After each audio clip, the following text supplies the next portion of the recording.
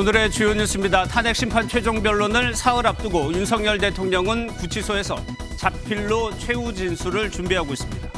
비상계엄의 정당성과 앞으로의 국정 운영에 대한 대국민 메시지가 담길 것으로 전해졌습니다. 최종 변론을 앞둔 주말 전국 곳곳에서 탄핵 찬반 집회가 열렸습니다. 더불어민주당 지도부는 석 달여 만에 장외 집회에 나서 여론전을 펼쳤습니다. 경기 고양시의 한 음식점에서 60대 여성이 흉기에 찔려 숨진 채 발견됐습니다. 함께 있던 50대 여성이 용의자로 특정됐습니다. 우크라이나 정부 인사가 한국행을 희망한 북한군 포로의 한국 송환이 가능하다고 첫 공식 입장을 밝혔습니다. 여러분 안녕하십니까. 헌법재판소가 25일 탄핵 심판 변론을 마무리하기로 결정하면서 윤석열 대통령에게 시간 제한 없는 무제한 최후 진술을 허용했습니다. 변론 과정에서 쟁점 사안에 대한 언급이 있을 걸로 일단 예상되지만 일각에서는 헌재 결정 이후 정치적 상황과 관련한 내용도 담길 거라는 전망이 나옵니다. 내용에 따라 정치권과 여론에 영향을 미칠 수 있습니다. 또 헌재 결론에는 이 최후 진술이 어느 정도나 영향을 미칠지도 궁금합니다. 최후 진술은 3일 뒤입니다. 윤석열 대통령은 이번 주말 동안 구치소에서 자필로 최종 진술을 준비할 것으로 보입니다. 그간 계속 강조해왔던 자유민주주의와 헌법 수호라는 비상계엄의 정당성은 물론 대국민 메시지도 들어갈 것으로 보입니다.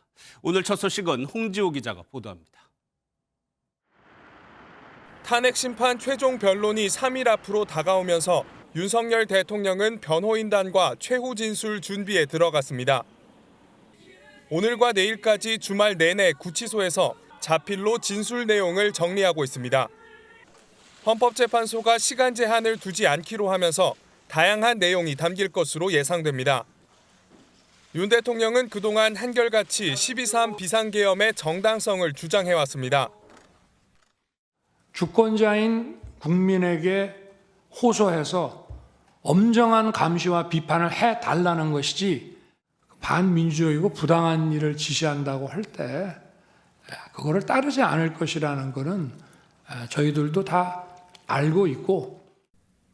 야당의 연이은 탄핵 등으로 국정이 마비됐고 부정선거 확인을 위한 대통령의 정당한 권한임을 재차 밝힐 것으로 보입니다. 윤 대통령 측 관계자는 MBN과의 통화에서 전국 혼란에 대한 대국민 사과 메시지와 앞으로의 역할도 국민들께 알릴 것이라고 말했습니다. 자유민주주의 체제를 수호하기 위한 상징적 계엄 선포였고 헌법을 존중하는 차원에서 박근혜 노무현 전 대통령과 달리 직접 심판에 출석한 점에 대해서도 강조할 계획입니다. 반면 국회 측은 비상계엄이 실체적 절차적 요건을 갖추지 못한 데다 선관위의 계엄군이 들어간 것은 중대한 위법 행위라고 주장할 예정입니다. MBN 뉴스 홍지호입니다. 윤석열 대통령 측은 윤 대통령의 수사에 적법성을 두고 여론전을 이어갔습니다. 공수처가 서울중앙지방법원에 통신영장과 압수수색영장을 청구한 사실을 숨겼다며 오동훈 공수처장을 고발했습니다. 이혁재 기자입니다. 윤석열 대통령 측은 어제 돌연 기자회견을 열고 고위공직자 범죄수사처가 청구한 윤 대통령에 대한 통신 압수수색 영장을 문제 삼았습니다. 중앙지법에 통신 압수수색 영장을 청구하고도 이를 숨기려 했다는 겁니다. 명백한 거짓말로 국민을 기만한 것입니다. 오동훈 공수처장 등 공수처 관계자에 대한 고발도 이어갔습니다. 사실관계를 묻는 주진우 국민의힘 의원의 질의에 거짓 답변을 했다는 게 이유입니다. 윤 대통령 측은 공수처가 체포, 구속영장도 중앙지법에서 기각될 것을 우려해 서부지법으로 청구했다고 주장했습니다. 하지만 공수처는 모두 사실이 아니라고 선을 그었습니다. 특히 압수수색 영장을 중앙지법에 청구했을 때 피의자로 윤 대통령 이름이 적혀 있던 건 맞지만 대통령, 대통령실 등이 압수수색 대상에 포함되지 않았다고 설명했습니다. 윤 대통령 측이 어제 공개한 자료에 따르면 기각 사유도 영장이 중복 청구되고 있으니 협의하라는 것이었습니다. 윤 대통령 측은 그러나 오늘도 재차 입장문을 내고 영장 기각은 공수처의 수사권 없음을 뜻한다고 주장하며 여론전을 이어갔습니다. MBN 뉴스 이혁재입니다. 국민의힘은 오동훈 공수처장이 다음 주 국회에 출석해 해명해야 한다고 강조했습니다. 또 공수처가 수사 기록을 검찰에 넘길 때 법원이 공수처 수사권에 의문을 제기한 영장은 빼고 보냈을 것이라며 윤 대통령 변호인단에 힘을 실었습니다. 이어서 조희로 기자입니다. 국민의힘은 서울중앙지법에 영장을 청구한 사실은 있지만 대통령과 상관없었다는 취지의 공수처 해명에 발끈했습니다. 윤 대통령을 피의자로 적시하는 순간 장소와 상관없이 대통령의 혐의를 입증할 증거도 수집할 수 있기 때문에 사실상 윤 대통령에 대한 영장임이 명백하단 겁니다.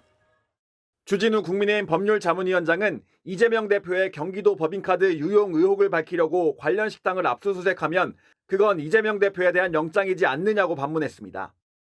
주 위원장은 또 공수처가 검찰로 수사 기록을 넘길 때 누락한 자료가 있는지 명확히 밝혀야 한다고 강조했습니다. 기각된 영장, 공수처 수사권에 대해서 의문을 제기한 영장은 검찰에 빼고 보냈을 것이다. 국민의힘은 오동훈 공수처장이 25일로 예정된 국조특위에 출석해 의혹을 해명해야 한다고 강조했고 오 처장은 출석 여부를 24일 결정할 예정입니다. 공수처와 국민의힘이 반박에 재반박을 이어가는 만큼 다음 주 화요일로 예정된 국조특위에서도 진실 공방은 계속될 전망입니다. MBN 뉴스 조희로입니다. 헌재 최종 변론 날짜가 나오면서 이제 관심은 그 결과와 선고 시기입니다. 하지만 아직 남은 변수들도 있습니다. 서남비 법조팀장과 정리해 보도록 하겠습니다. 어서 오세요. 예.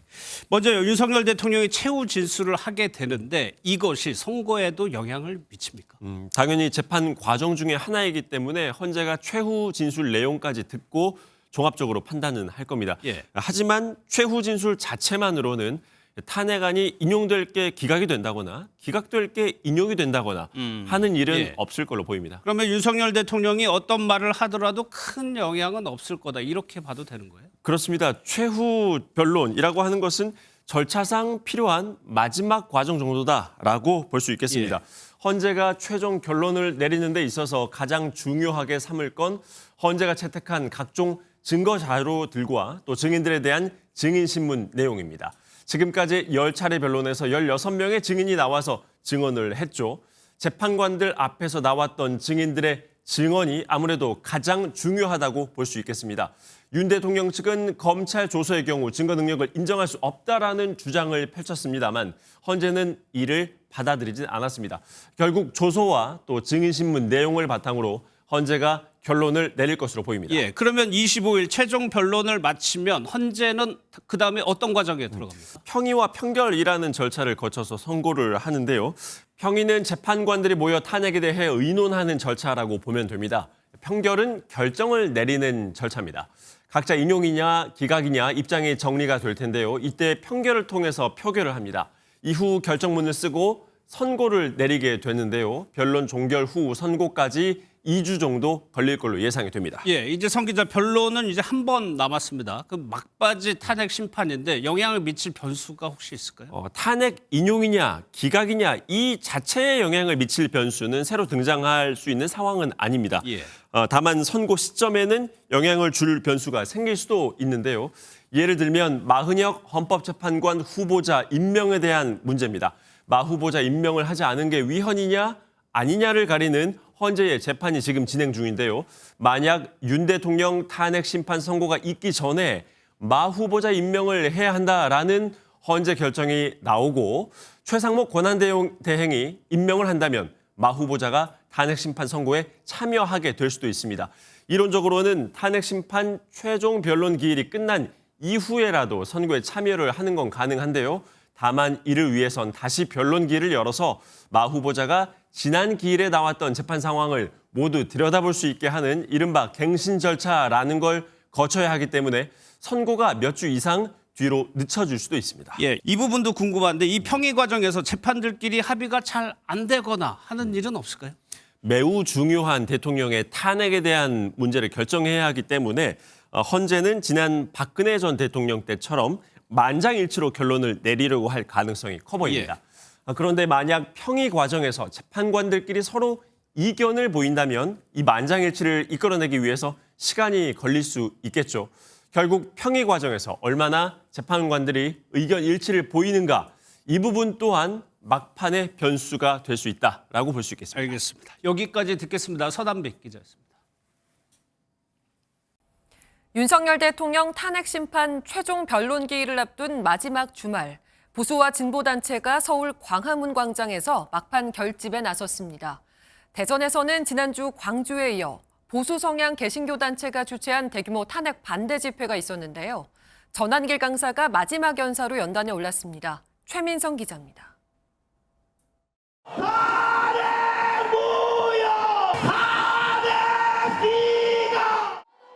영하의 날씨에도 서울 종로구 세종대로는 태극기와 성조기로 빈틈을 찾아볼 수 없습니다.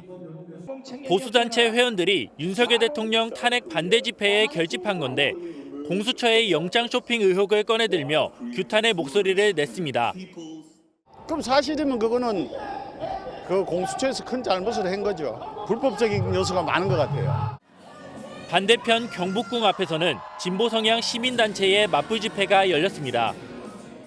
내란이 끝장내자!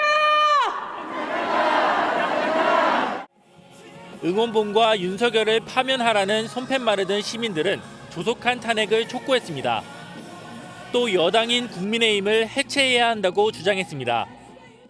대통령의 파면은 너무나 당연한 거지만 그보다 더 심한 것은 국민의힘 쪽에 아주 일방적이고 말도 안 되는 주장이 지난주 광주에서 맞붙었던 대규모 탄핵 찬반 집회의 열기는 대전으로 옮겨갔습니다. 파면하라!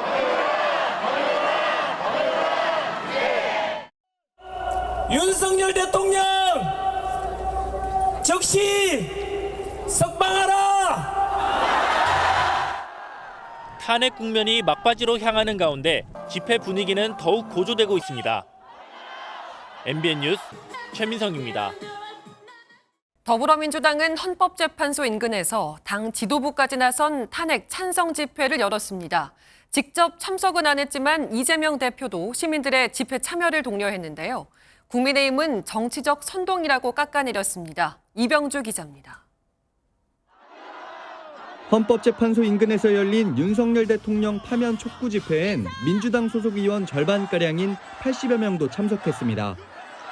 개별 의원들이 탄핵 찬성 집회에 참석한 적은 있지만 당 지도부가 국회 밖으로 나와 집회를 연 건 석 달여 만입니다.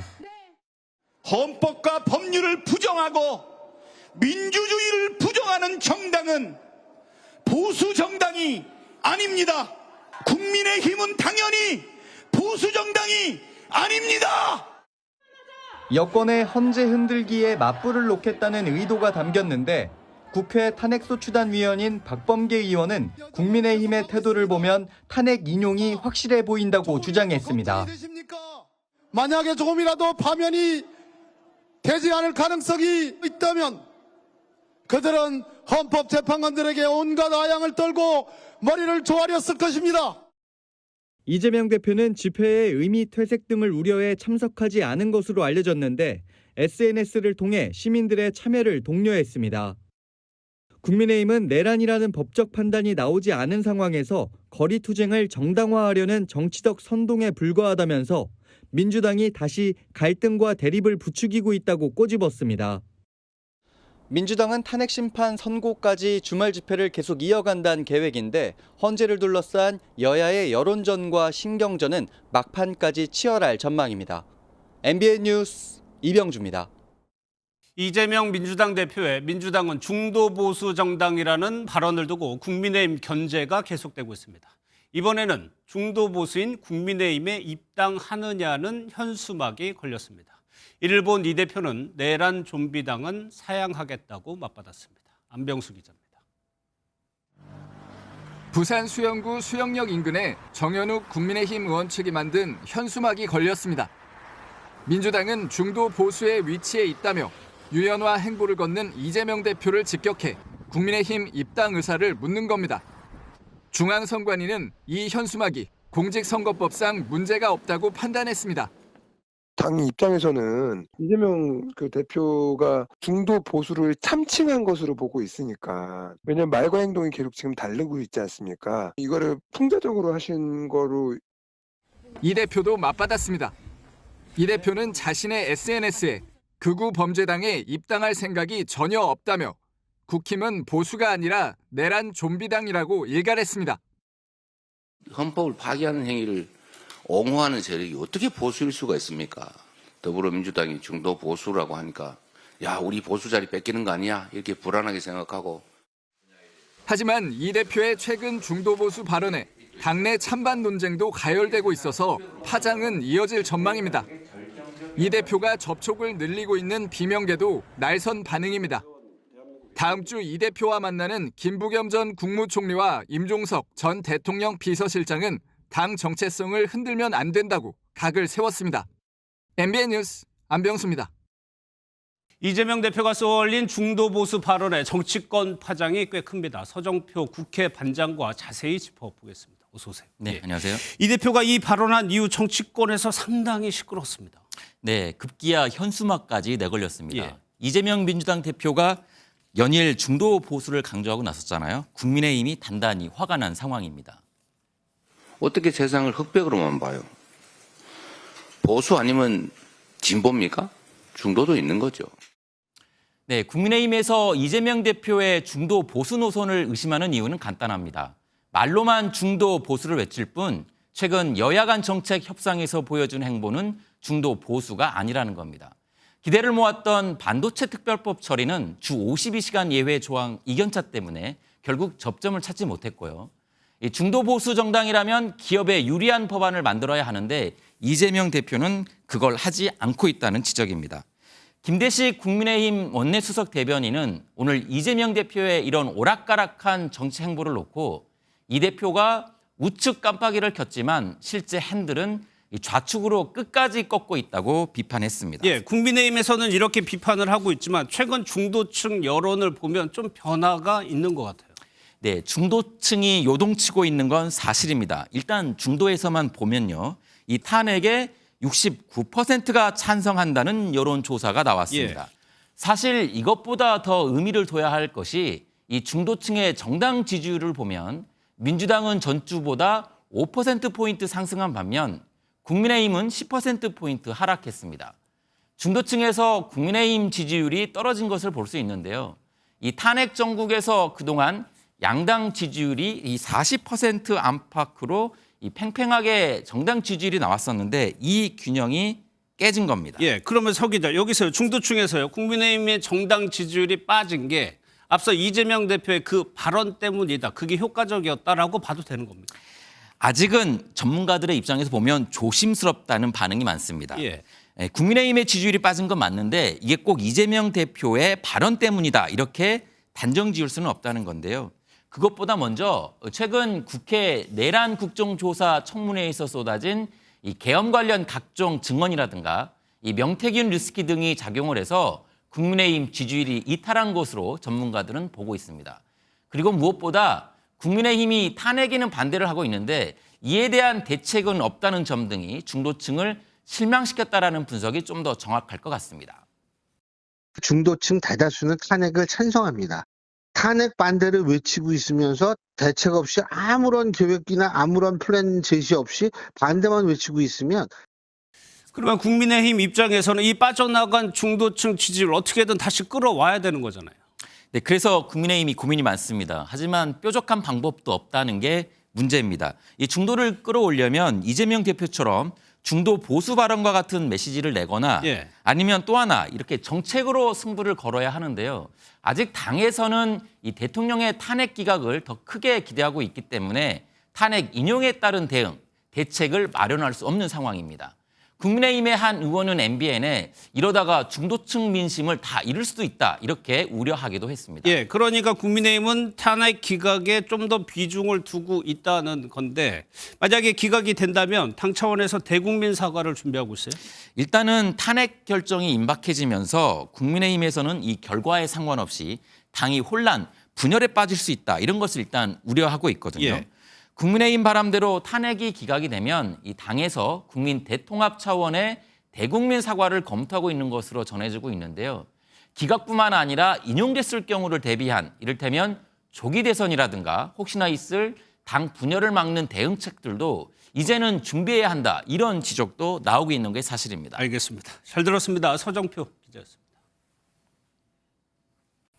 영화 캐릭터 캡틴 아메리카 복장을 하고 경찰서에서 난동을 부린 40대 남성이 결국 구속됐습니다. 윤석열 대통령 지지자로 알려진 이 남성은 주한 중국 대사관의 무단 침입을 시도해 경찰 조사를 앞두고 있었는데요. 자신을 당장 조사해달라는 요구를 받아두지 않는다며 이런 범행을 저질렀습니다. 고정수 기자입니다. 지난 14일 캡틴 아메리카 의상을 입은 남성이 주한 중국 대사관 앞에서 경찰과 실랑이를 벌입니다. 나 이거 해도 되죠? 당시 경찰은 주한 중국 대사관에 무단 침입하려던 40대 남성 A씨를 건조물 침입 미수 혐의로 현행범 체포했습니다. 이후 불구속 상태에서 조사를 받던 A씨는 엿새 뒤엔 경찰서를 찾아가 자신을 빨리 조사하지 않는다며 출입 유리문을 부수기까지 했습니다. 경찰은 A씨에 대해 앞서 혐의에 재물손괴, 공용물건 손상, 모욕 등의 혐의를 더해 구속영장을 신청했습니다. 결국 법원은 도망 염려가 있다며 A씨에 대한 구속영장을 발부했습니다. A씨는 영장 실질 심사 전 취재진의 질문에 답하지 않고 영어로 욕설도 한 것으로 전해졌습니다. MBN 뉴스 고정수입니다. 경기도 고양시의 한 음식점에서 60대 여성이 흉기에 찔려 숨진 채 발견됐습니다. 시신은 심각하게 훼손된 상태였는데요. 용의자로 지목된 건 함께 발견된 50대 여성이었는데 약을 먹어 의식불명 상태로 병원에 옮겨졌습니다. 박은채 기자입니다. 인적 드문 골목을 빠르게 지나가는 경찰 차량. 식당 건물 앞에 줄지어 서 있습니다. 룸에 어머니가 흉기에 찔렸고 여성이 쓰러져 있다는 신고가 접수된 건 어제 저녁 8시 20분쯤.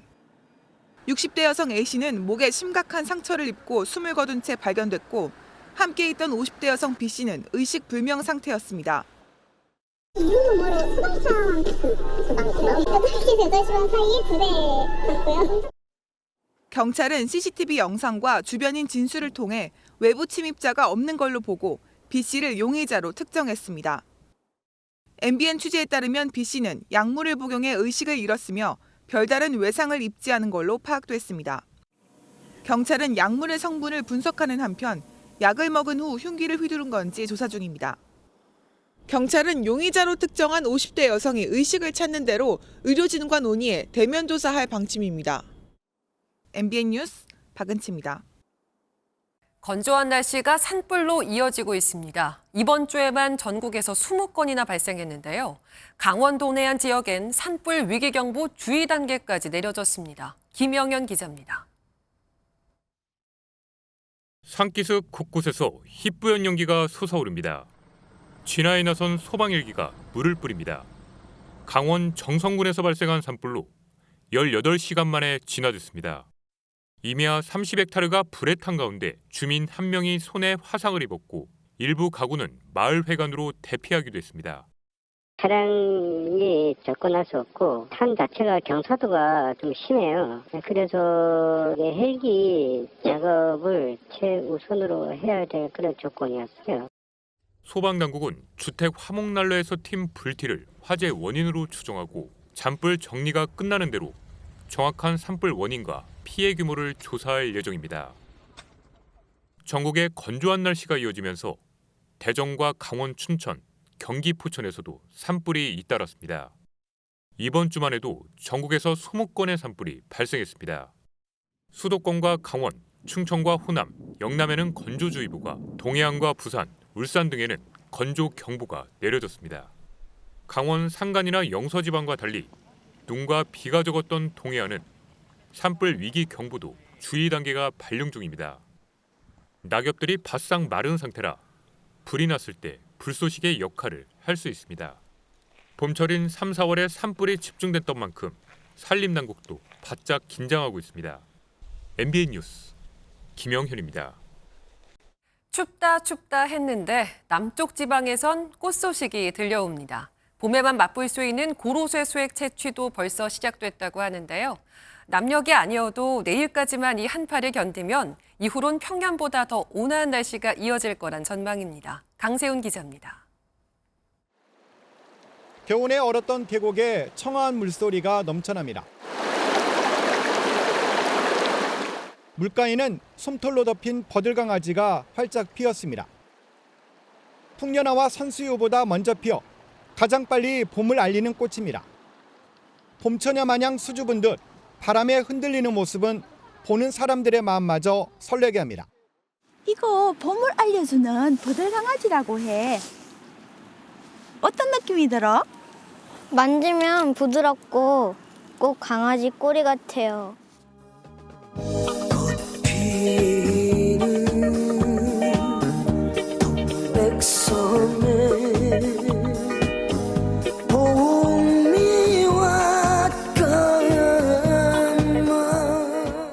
북뒤붉은 동백도 꽃망울을 터뜨리며 봄마중을 나왔습니다. 허사한 꽃잔치에 탐방객들의 얼굴에도 웃음꽃이 피어납니다. 동백가 예쁘지? 할머니 손도 예쁘지? 산책길을 따라 풍경을 만끽하며 곱디고 온 자태를 사진에 담기도 합니다. 아직 겨울이다 생각했는데 동백꽃이 핀 곳을 보니까 이제 봄이 오고 있구나 하는 것을 생생하게 느낄 수 있었습니다. 지리산 골짜기에도 봄 기운이 슬며시 찾아왔습니다. 나무에 구멍을 내고 호수를 연결하자 맑은 물이 한 방울씩 떨어집니다. 봄이 시작돼야 맛볼 수 있는 고로쇠 수액입니다. 예년에 비해서 한 보름 정도 늦어졌는데 올해 또 눈이 많이 온 관계로 앞으로 이 눈이 녹으면서 고로쇠가 많이 나올 것 같습니다. 한파는 휴일인 내일까지 이어지겠습니다. 다음 주는 한낮 기온이 영상 10도를 웃도는 온화한 봄 날씨가 찾아올 전망입니다. MBN 뉴스 강세훈입니다. 우크라이나 정부가 북한군 포로에 대해 한국행이 가능하다고 처음으로 밝혔습니다. 전쟁 당사자인 우크라이나가 한국 송환을 언급하면서 한국행 가능성은 조금 더 높아졌습니다. 그러면서 우크라이나는 우리 국정원과 탄탄한 관계를 유지하고 있다고 덧붙였습니다. 이승민 기자가 보도합니다. 인민군 안에서 포로는 변절과 같다.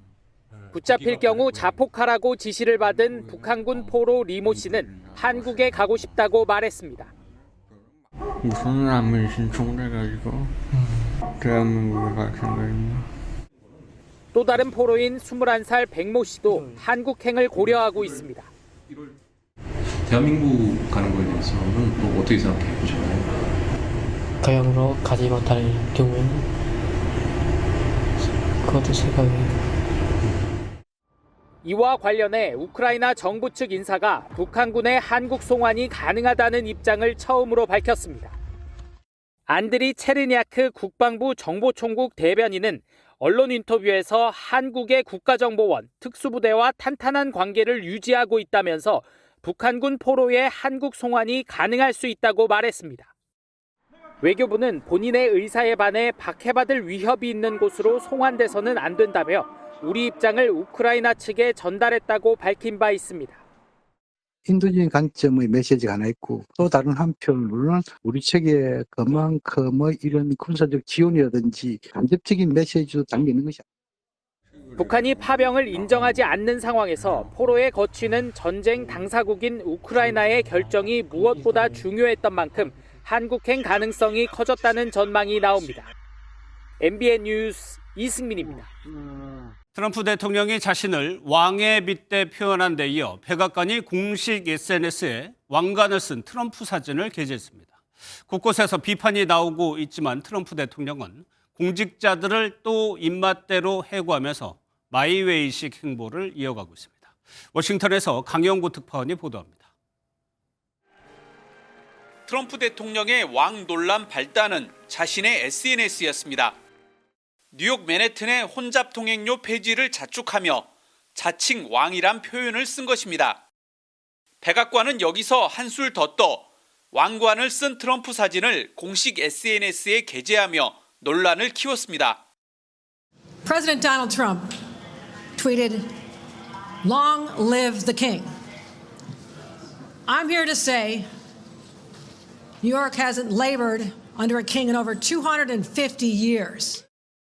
팝스타 마돈나도 자신을 왕이라 부르는 대통령이 있지만 농담이라면 웃지 않겠다며 비판 대열에 합류했습니다. 하지만 트럼프 대통령은 아랑곳하지 않는 모양새입니다. 이번에는 다양성 정책을 지지했던 합동참모본부 찰스 브라운 의장을 해임하고 또 불법 이민자 단속 실적이 부족하다며 이민당국 수장까지 경질했습니다. 대외적으로는 미국 우선주의 행보를 이어가며 구글, 아마존과 같은 미국 빅테크 기업을 과도하게 규제하는 외국 정부에 관세로 대응하겠다고 예고해 우리나라도 조사 대상이 될 가능성이 거론되고 있습니다. We are going to be doing that digital. What they're doing to us in other countries is terrible with digital. So we'll be announcing that. Are we signing it maybe today? 트럼프 대통령의 마이웨이 행보를 우려하는 목소리가 점차 커지고 있습니다. 워싱턴에서 MBN 뉴스 강영구입니다. 스리랑카에서 열차와 야생 코끼리 떼가 충돌하는 사고가 났습니다. 승객 피해는 없었지만 6마리의 코끼리가 목숨을 잃었는데요. 스리랑카에선 해마다 코끼리 수십 마리가 이런 사고로 죽는다고 합니다. 이상엽 기자입니다. 선로를 이탈한 기차 주위에 코끼리와 사람이 몰려 있습니다. 크게 다쳐 바닥에 쓰러진 새끼 코끼리는 간신히 코만 움직이고 다리에 상처를 입은 성체 코끼리는 곁을 지키며 힘겹게 서 있습니다. 숲 사이로 난 선로를 달리던 여객 열차가 야생 코끼리 떼와 충돌하면서 새끼 코끼리 4마리, 성체 코끼리 2마리가 목숨을 잃었습니다. 열차는 충격으로 선로에서 벗어났지만 크게 다친 승객은 없었습니다. මොනවා හරි විභාගයක් හොයන්න මේකට රඩාර් හයි කරලා හරි නැත්නම් ඩ්‍රයිවර්ස්ලාට මොනවා හරි එන්ජින් වලට හයි කරලා දෙන්න එතකොට ඉදිරියට තියෙන සත්තුන් ටික ඒගොල්ලන්ට බලන්න පුළුවන්. එතකොට සත්තුත් බේරට පුළුවන්. අපේ 사고는 코끼리들이 자주 이동하는 이른바 코끼리 회랑 지역에서 발생했습니다. 코끼리를 신성하게 여기는 불교의 영향으로 스리랑카는 야생 코끼리를 보호하고 있습니다. 지속된 남획과 생태계 파괴로 19세기 14,000마리에 달했던 스리랑카 코끼리는 최근 7천여 마리로 숫자가 크게 줄었습니다. 보호구역을 지정했지만 코끼리들이 물과 음식을 찾아 선로를 건너는 일이 잦아지면서 스리랑카에서만 지난해 9마리, 2023년 24마리의 코끼리가 열차 사고로 숨졌습니다. 스리랑카 정부는 야생동물 보호 시스템이 제대로 작동하는지 점검하고 새로운 보호 방안을 연구하겠다고 밝혔습니다. MBN 뉴스 이상엽입니다. 세계 최대 가상화폐 거래소 바이비트가 2조 원대 해킹을 당하며 가상화폐 시장이 요동쳤습니다. 가상화폐 역사상 최악의 이 사건을 벌인 배후로는 북한 해킹 조직인 라자루스가 지목됐습니다. 권용범 기자입니다. 하루 평균 거래량만 360억 달러가 넘는 가상화폐 거래소 바이비트. 벤저우 최고 경영자가 이더리움 지갑 하나를 탈취당했다고 밝혔는데 피해 규모가 14억 6천만 달러로 우리 돈 약 2조 1천억 원에 달하는 걸로 나타났습니다. 2014년 마운트 곡스, 2021년 폴리 네트워크 사건을 넘어 가상화폐 역사상 역대 최대 규모 해킹 사례입니다. 그런데 이 사건이 북한 해킹 조직 라자루스 소행일 가능성이 제기됐습니다. 북한이 배후로 지목된 지난해 인도 가상화폐 거래소 와지르 X 등에 대한 해킹과 공격 방식이 유사했던 겁니다. 최근 북한 소행으로 추정되는 가상화폐 탈취 사건이 잇따르면서 한미일 3국은 공동 대응에 나선 상황입니다. 수년간 빼돌린 가상화폐를 현금으로 세탁해 핵무기 개발 등에 쓰고 있다는 의혹이 짙어지고 있기 때문입니다. 암호화폐 해킹을 통한 자산 탈취 등의 방법으로 김정은 위원장의 통치 자금은 물론이고요. 핵 미사일 개발에 필요한 재원들을 적극 마련해 나갈 것으로 예상됩니다. 대규모 해킹 소식에 비트코인이 한때 9만 5천 달러 아래로 떨어지는 등 가상화폐는 일제히 하락세를 보였습니다. MBN 뉴스 권용범입니다. 이번 달 소비자 심리 지수가 3년 8개월 만에 최대폭으로 올랐다는 발표가 나왔습니다. 지표를 보면 경기가 나아졌다고 느껴야 하는데 실제 체감하긴 어려운데요. 딸기 한 팩이 10,000원이고 기름값도 많이 올라 부담스러운 게 현실입니다. 김태형 기자입니다. 대형마트 딸기 매대입니다. 수북이 쌓인 딸기 상자들의 손이 가지만 한 팩에 10,000원을 웃도는 가격에 들었다 놓기를 반복합니다. 많이 비싸졌고 다른 계란이나 뭐 이런 거랑 비교해서는 확실히 부담이 많이 되는 건 사실인 것 같습니다. 지금 할인한다고 하니까 사 먹지, 안 그러면은 손 떨려가지고 못 사 먹을 것 같습니다. 딸기는 지난달 58%가량, 감귤은 26% 넘게 가격이 훌쩍 뛰었습니다. 멸치는 약 14%, 물오징어도 8% 오르는 등 전체 농수산품 생산자 물가가 4%나 올랐습니다. 원달러 환율과 국제유가 상승 때문입니다. 돈 쓰기가 겁이 날 지경이지만 정작 소비자 심리 지수는 3년 8개월 만에 가장 큰 상승폭을 보였습니다. 긴 설 연휴로 여행, 문화 부분이 오른 영향과 계엄으로 과도하게 떨어진 소비 심리가 일시적으로 반등한 것이라는 분석입니다. 너무 불확실성이 있다가 불확실성이 해소되는 그런 국면에서 소비자 심리가 지금 해소되고 있다 이렇게 봐야죠. 너무 추웠다가 좀 덜 추운 상태다. 게다가 대출금리 인하가 늦춰지면서 서민들은 더 허리띠를 졸라매고 있어 지표와 현실의 괴리는 커질 전망입니다. MBN 뉴스 김태형입니다. 눈동자 한쪽이 바깥이나 안쪽을 향하는 질환인 사시는 이제 대부분 수술로 고칠 수 있습니다. 치료가 잘 되는 건 다행이지만 발병률이 매년 늘고 있다는 건 달갑지 않은 사실인데요. 증상이 간헐적으로 나타나서 알아차리기가 쉽지 않다고 합니다. 최은미 기자입니다.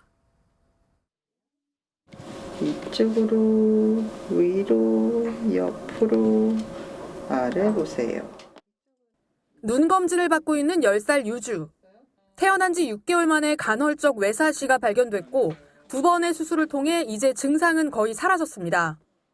아이를 부르는데 잘 쳐다보지 못하고 일단은 피곤하거나 좀 그럴 때 눈 마주침이 잘 안 되고 눈이 살짝 바깥으로 살짝 나간다고 해야 되나? 사시는 두 눈이 바르게 정렬되지 않고 각각 다른 곳을 보는 질환입니다. 2020년 8만 3천여 명이던 10세 미만 환자 수는 2023년 9만 2천여 명으로 3년 만에 1만 명 가까이 늘었습니다. 눈이 안쪽으로 돌아가면 내사시, 바깥쪽으로 돌아가면 외사시, 위나 아래로 돌아가면 수직사시인데 대부분은 간헐적 외사시입니다. 간헐적 외사시는 이름처럼 증상이 가끔씩 나타나고 평소엔 아무 이상이 없는 경우가 많아 치료 시기를 놓치는 경우가 많습니다. 그러나 제때 발견하기만 하면 수술로 치료할 수 있습니다. 그러니까 눈 주변에 눈을 움직이는 근육들이 붙어 있어요. 그 근육의 위치를 바꿔가지고 눈을 억지로 당기는 거예요. 피곤하거나 졸릴 때, 멍하게 있을 때와 같이 집중도가 떨어질 때 증상이 나타나는 만큼 이때를 유심히 살펴야 합니다. MBN 뉴스 최은미입니다. 화제를 모은 K리그 연고지 더비에서 서울이 안양을 2대1로 꺾고 시즌 첫 승을 챙겼습니다. 프로배구에서는 현대캐피탈이 우리카드를 물리치고 역대 최단 기간의 정규리그 우승을 확정지었습니다. 주말 스포츠 소식 이규현 기자입니다. 연고지 문제로 얽힌 두 앙숙. 패기의 승격팀 FC 안양과 K리그 전통강호 FC 서울의 맞대결. 양팀 팬들은 이른 시간부터 경기장을 보라색과 빨간색 물결로 채우며 두 팀의 역사적인 리그 첫 경기에 대한 기대감을 나타냈습니다. 정말 아픔과 상처를 많이 겪은 그런 관계인 만큼 정말 오늘은 꼭 이겨야지. 수카바티 안양! 안양 정도는 3점차 이상으로 이기지 않을까. 작년에 서울로 온 링가드 선수가 골을 넣어줬으면 좋겠습니다. 영하권 추위에도 월드컵 경기장에는 4만 명이 넘는 팬들이 모여 열띤 응원전을 펼쳤습니다. 치열한 승부에서는 홈팀 서울이 웃었습니다. 후반 2분 주장 링가드가 절묘한 오른발 중거리 슛으로 선제골을 넣었고 뒤이어 루카스가 환상적인 발리슛으로 추가골을 뽑아내며 안양의 2대1 승리를 거뒀습니다. 서울이 리그 첫 승을 따낸 날 남자 배구에서는 현대캐피탈이 우승 축포를 쐈습니다. 현대캐피탈은 50점을 합작한 주장 허수봉과 에이스 레오의 활약을 앞세워 우리카드의 3대1 역전승을 거두며 6번째 정규리그 우승컵을 들어올렸습니다. 6경기를 남겨놓은 시점에서 역대 최단 기간 리그 우승 확정이라는 기록을 쓴 현대캐피탈은 이제 19년 만에 통합 우승에 도전합니다. MBN 뉴스 이규현입니다. 날이 무척 건조합니다. 주말인 내일도 산불이 발생하지 않도록 조심하셔야겠습니다. 곳곳에 건조특보가 발효 중인 가운데 동해안에 따라서는 건조경보가 내려져 있는데요. 또 이 동해안에는 산불 위기경보 주의 단계가 발령 중입니다. 산불 위험이 아주 큰 만큼 화재 예방에 각별히 주의하셔야겠습니다. 또 충청과 호남 지방을 중심으로는 비나 눈이 계속되겠습니다. 충남과 호남에 최고 5cm가 추가로 내려 쌓이겠습니다. 당분간 전국적으로 바람은 강하게 불겠고요. 동해안에 따라서는 너울성 파도가 높게 밀려들겠습니다. 내일도 하늘은 대체로 맑겠고 날은 오늘만큼 춥겠습니다. 중부지방 아침 기온은 서울이 영하 6도, 춘천은 영하 10도까지 떨어지겠습니다. 남부지방 아침 기온도 전주가 영하 5도, 부산 영하 3도로 오늘과 비슷하겠습니다. 다음 주에는 이 한파가 누그러지겠습니다. 주 중반에는 낮 기온이 10도를 크게 웃돌아서 3월 중순만큼이나 포근하겠습니다. 내셨습니다.